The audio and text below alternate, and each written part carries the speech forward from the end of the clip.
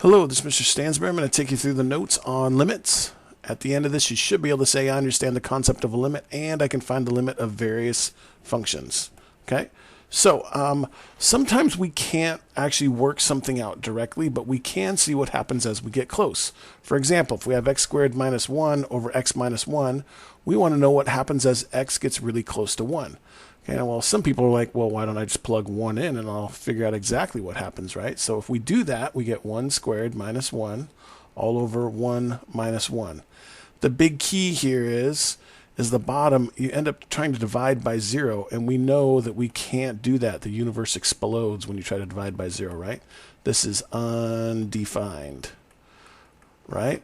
So plugging in 1 isn't going to tell us anything on that. So what we need to do is actually plug in some values that are really close to 1 and get closer and closer and closer to 1 to see what's actually happening.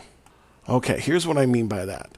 So we want to get really close to 1 from what we call both the negative side of 1 and the positive side of 1. Now, what that means is, let's say here's 1, here's 2, and here's 0. We're trying to figure out what happens as we get really, really close to 1 here, right? So we can say from the negative side, so like we have, like say we can start at 0.5, right? And then we can get closer, like say 0.9. And then we can even get closer than that, 0.99. And we can get even closer than that at 0.999. And we can keep getting closer and closer and closer, but I think that these things here should get us pretty close to figuring it out, okay? Also, if we're heading from 2 and we're going from 2 and we're going back into 1 from the positive side, so this is the negative side and this is the positive side of 1.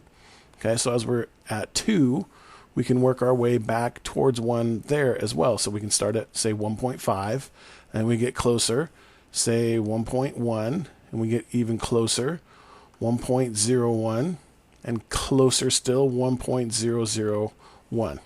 Okay, so what we'll want to do here is we can simply just plug these into the calculator and see what we get. So if I'm going to do, say, 0.5, we can do this a couple of different ways. This is probably the easiest way, is just to simply enter it in just as it looks. So since you got 2 terms in the top and 2 terms in the bottom, I would highly suggest using parentheses for both of those. So I'm going to do parentheses. We got 0.5 squared minus 1 on the top, close the parentheses, divide by, start a new set of parentheses, 0.5, not 1, but 0.5, there we go, minus 1, close the parentheses, and that will tell us what that value is. So on this graph here, the y value, if you plug in 0.5 for x, the y value is going to be at 1.5. Okay, and then what we do is just plug the rest of these numbers in for this x right here and see what we get. So I'm just going to pause the video right now, do those calculations, because that will not be terribly exciting to watch. Okay. Okay, so here's what our values pop up as we're getting closer and closer to 1 from the negative side here, over here, and also from the positive side. So these are kind of the numbers we want to be looking at right in here. So look, it's going 1.5, 1.9, 1.99, 1.999. Okay, and then from the positive side, 2.5, 2.1, 2.01, 2.001. So this thing here is obviously getting closer and closer to the value of 2. So the limit of x squared minus 1 over x minus 1, the limit, it's approaching 2. So as it's getting closer and closer to 1, this y value here is going to get closer and closer to 2. Okay, so as we look at this thing this is the actual graph of it.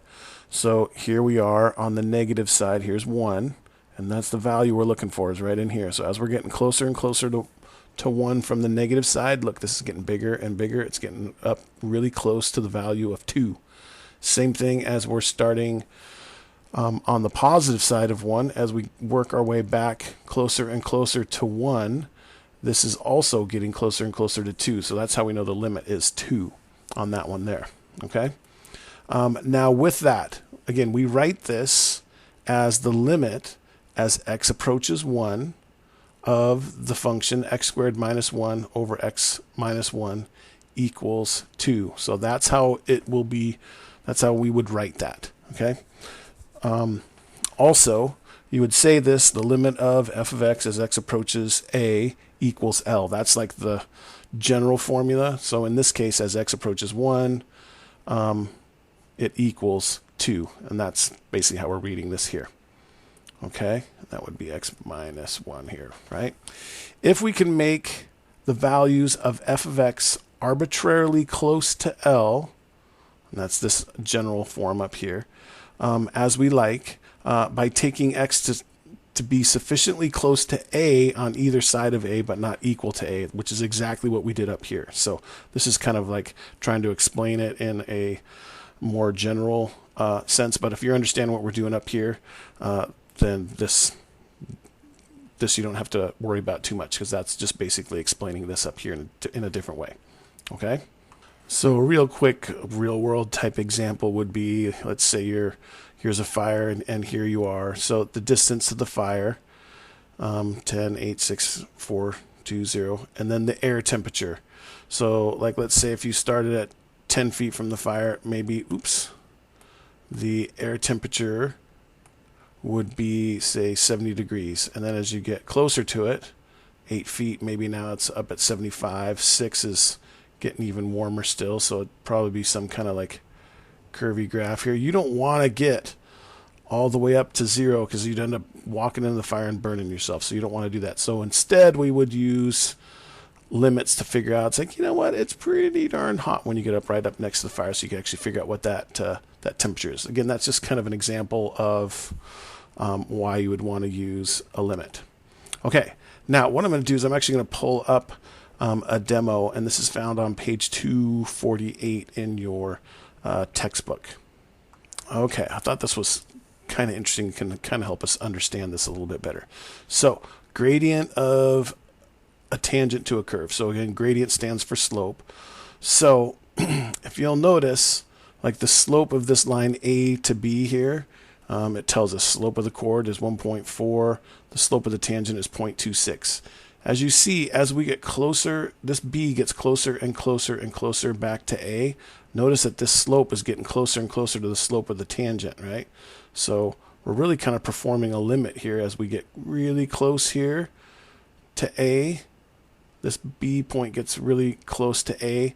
It's getting really close to what the actual slope of that tangent would be. And same thing on the other side. So if we're over here, the closer and closer we get to A, the closer and closer we're getting to the actual slope of the tangent here. You can tell as soon as B gets right on top of A, it's going to be the same line.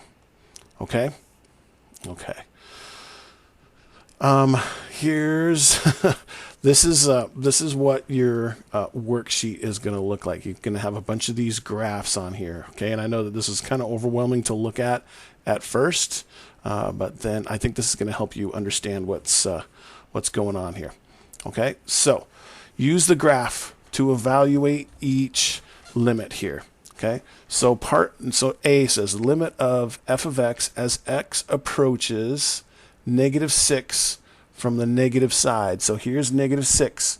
So as we're approaching -6 from the negative side, we're doing this. We're coming in, and our y value starts up here at 4, and we're getting closer and closer to this. Right, this y value right here is at 3. So this here, as you're approaching -6 from the negative side, here's -6. This is the negative side of 6, and this is the positive side of -6. Okay, I'm going to erase that so it doesn't mess us up for these future ones. Okay, so as we're getting closer and closer to -6 from the negative side, this limit is 3. As we're approaching this function here to -6 from the positive side, so here's -6, now here's the positive side. Now as we're coming back to it here, look, we're actually also approaching 3 here as well. Okay, so we've approached it from the negative side of -6, the positive side of -6. So then we can say the limit of f of x as x approaches -6. So if it doesn't have the plus or the minus up here, that means -6 from both sides at the same time. So if we're coming in from this side of -6 and the negative side of -6 and the positive side of -6, since they both go to the same number, this limit will just simply be what that number is for both of those. Okay, so it's approaching it's approaching 3 from the negative side and 3 from the positive side. So the limit as x approaches -6 is simply going to be 3. Okay, so now if we look at the next examples, we're looking at what happens to x as we approach -3 from the negative side. So here's -3, here's the function.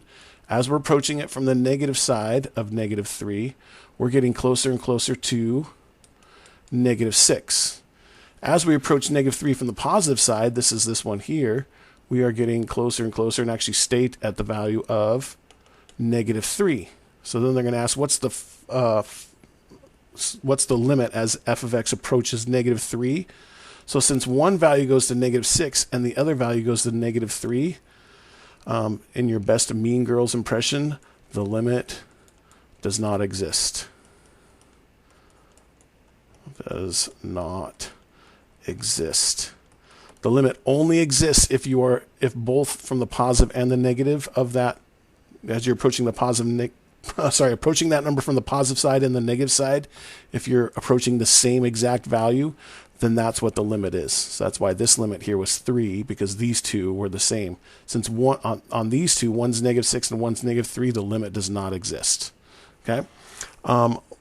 Now, sometimes they won't ask you to do from the negative side and the positive side. They're just going to ask you what's the limit of f of x as x approaches 2. So look, here's 2. So what you got to do is you got to look at this and say, this value here is approaching, say, 1.5 from the positive side, from the negative side, and then from the positive side, it's also going to 1.5. So this limit here would be 1.5.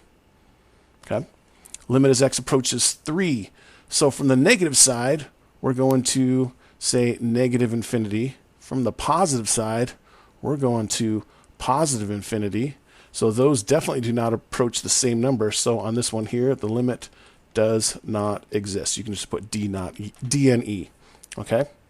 And then last one, 6 here, as x is approaching 6 from the negative side here, this is going towards -infinity. As we're approaching 6 from the positive side of 6, it's also approaching -infinity.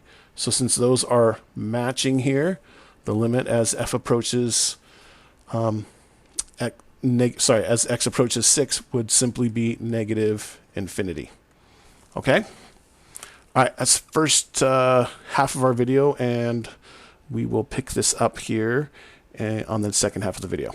Okay? If you have any questions, please feel free to ask.